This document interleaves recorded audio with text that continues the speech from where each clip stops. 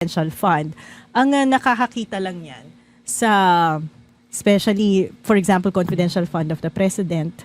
Wala naman dating confidential fund ang vice president. Nung panahon ni VP Leni, walang confidential fund ang vice president. Ay Senate President tsaka Speaker of the House. And then kung maalala nyo, nung 2024 budget, sumabog lang yan kasi halos ang dami-dami ng iba't ibang departamento ng gobyerno ang gustong manghingi ng confidential fund. Biruin nyo, at that time DA Secretary na si BBM, habang presidente siya, may confidential fund siya as president. Gusto pa niya nun manghingi ng confidential fund as a Secretary ng Agriculture. Tapos nang hihingi pa uli si Sara ng confidential fund for DepEd. Nung sumabog po yan. Pero dun po lumabas yung 125 million na hininging confidential fund noong 2022. Ang nakakalimutan natin, meron na rin confidential fund na tinatanggap na ginagastos at that time. Si VP Sara, itong 375 million for 2023. So ngayon, itong hinihimay ng Kongreso ay paano niya ginastos yung confidential fund noong 2022 at 2023 na umaabot sa 500 million pesos. Tinitingnan kung paano ginasta yung confidential fund. Pinapatawag yung mga staff ng Department of Education, pinapatawag ang staff ng Office of the Vice President. At ano-ano na po yung nakita sa mga hearings na to, pangwalo na ata yung today, no? Sa mga hearings na to. So nakita na in 11 days nagastos yung saan ba yun? In 11 days na ubos yung 16 million pesos for rental and maintenance expenses of 34 OVP safe houses. That's the 2022 confidential fund, no? And then you have the 112.5 million confidential fund na nagamit sa Youth Leadership Summit. Ang problema po na nire-raise doon sa 112.5 million confidential fund for Youth Leadership Summit noong 2023 ay nililiquidate siya sa pamamagitan lamang ng 3 pirma ng Philippine Army, nasa na ba yun? Officers. Okay? Ano ba yung sinasabi nila pag pumipirma sila? Nangyaring event, they received the money and that spent what was used for those events. Pero, pag tinanong naman yung DepEd kung ano yung detalye nung youth summit na yun, Youth Leadership Summit, walang documentation, walang mga litrato. So maraming nagtatanong, totoo ba talagang nangyari itong Youth Leadership Summit na to? At sinasabi ng DepEd nun na yung Philippine Army ang nag-conduct ng ng Youth Leadership Summit na yun. Kung Philippine Army pala yung nag-conduct, ba't hindi sa Army ibigay yung pera for Youth Leadership Summit? Hindi naman, bakit sa DepEd bakit DepEd yung gumagastos sa Army activity, diba?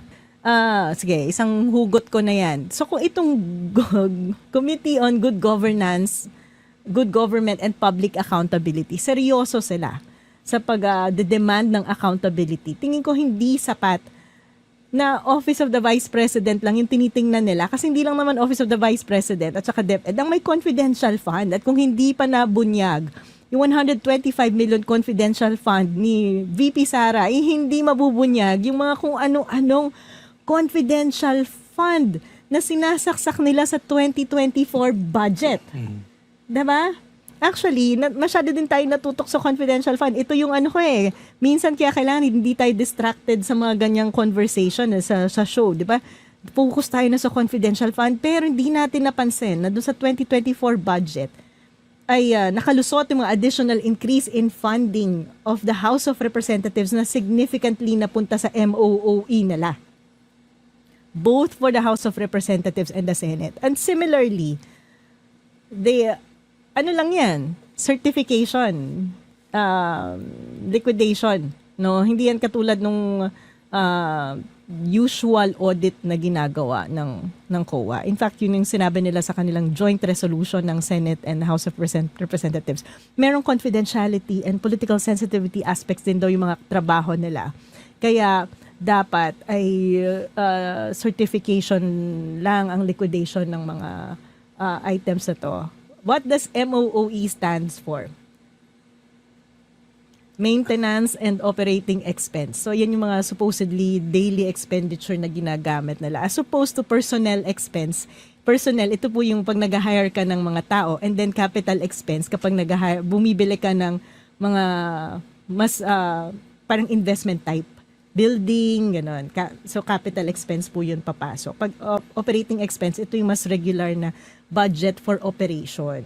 So, yan. So, tingin ko, kung seryoso itong committee ng House of Representatives sa pagtatakda ng mas maayos na paggasta sa pera ng bayan, ay hindi lamang Office of the Vice President ang pinag-uusapan nila, hindi lamang yung DepEd. Dapat lahat nag-a-account sa pera ng gobyerno. Kaya talaga namang hindi ka makakapagduda. At sasabihin ko po sa inyo na itong inisyatibong nangyayari sa House of Representatives, maliban sa everything is political.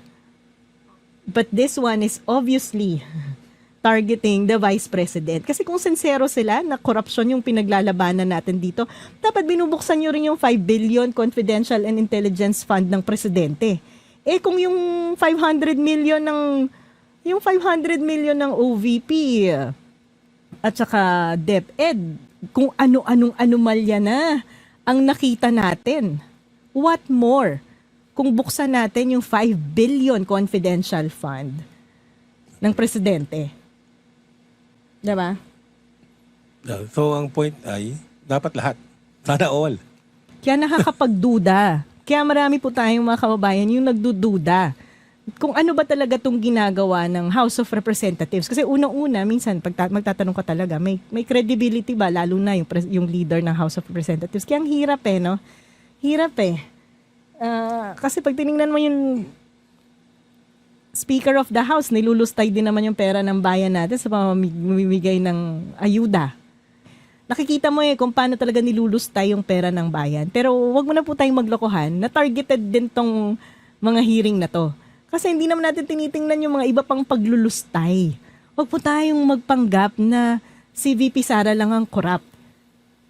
Diba? Yeah. Dahil lahat sila corrupt. Hindi na si Sarah, I'm sure. Bakit? Hindi ba corruption yung Hindi ko alam kung lahat. Sabi mo lahat. Hindi naman siguro Sige, lahat may bahid ng corruption. Hindi ba corruption yung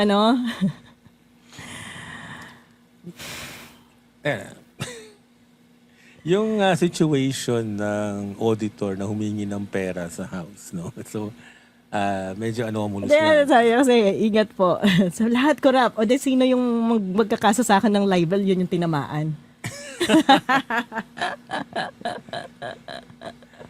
Kasi I don't think you can identify, kailangan na-identify yung target ng libel state. Alam yung ko lang kasi doon, in aid of legislation, dapat institutional yung approach, hindi personality. Malay mo naman.